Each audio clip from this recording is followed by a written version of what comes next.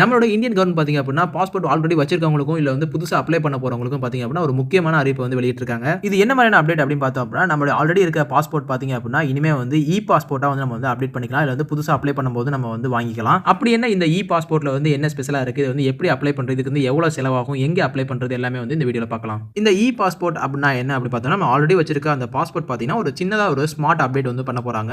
நம்ம ஆல்ரெடி வச்சிருக்க பாஸ்போர்ட்ல ஒரு ஸ்மார்ட் வெர்ஷன் அப்படின்னே சொல்லலாம்.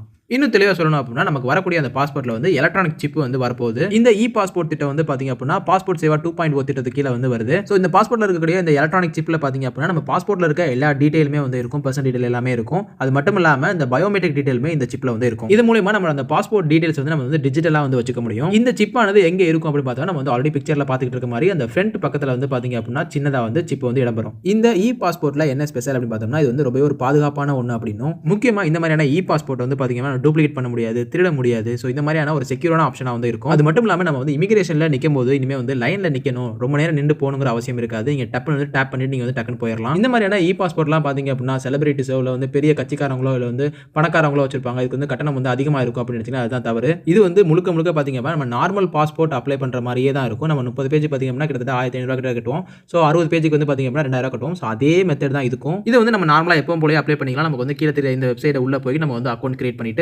இதுல வந்து பாத்தீங்க அப்படின்னா அப்ளை ஃப்ரெஷ் இல்லனா வந்து ரீஇஷ்யூ இருக்கும். சோ இத நீங்க வந்து கிளிக் பண்ணிக்கலாம். இதுக்கு அப்புறமா உங்க பர்சனல் டீடைல்ஸ் எல்லாமே ஃபில் பண்ண பிறகு அது வந்து பேமெண்ட் கேட்கும். நீங்க வந்து பேமெண்ட் பண்ணி முடிச்சிட்டீங்க அப்படின்னா, உங்களுக்கு அருகாமையில இருக்க அந்த பாஸ்போர்ட் சேவா மையத்துக்கு வந்து ஒரு அப்பாயின்ட்மென்ட் போடுற மாதிரி இருக்கும். சோ இந்த அப்பாயின்ட்மென்ட் நீங்க எடுத்துக்கிட்டு அந்த டேட்ல நீங்க போனீங்க அப்படின்னா, உங்க டாக்குமெண்ட்லாம் சப்மிட் பண்ற மாதிரி இருக்கும். நார்மலான அந்த பாஸ்போர்ட் ப்ரொசீஜர் தான் நடக்கும் எல்லாமே. ஒன்ஸ் வந்து உங்க டாக்குமெண்ட்ஸ் எல்லாமே வெரிஃபை ஆயிருச்சு அப்படின்னா, உங்களுக்கு வந்து பாஸ்போர்ட் வந்து கையில கிடைச்சிடும். சோ எத்தனை பேர் வந்து இந்த பாஸ்போர்ட் ஆல்ரெடி அப்ளை பண்ணிட்டீங்க அப்படிங்கறத மறக்காம கமெண்ட்ஸ்ல கமெண்ட் பண்ணுங்க. இந்த மாதிரி தகவல் தெரிஞ்சுக்கலாம் நம்ம சேனலை சப்ஸ்கிரைப் பண்ணுங்க. மீண்டும் ஒரு சூப்பரான தகவலை சந்திப்போம்.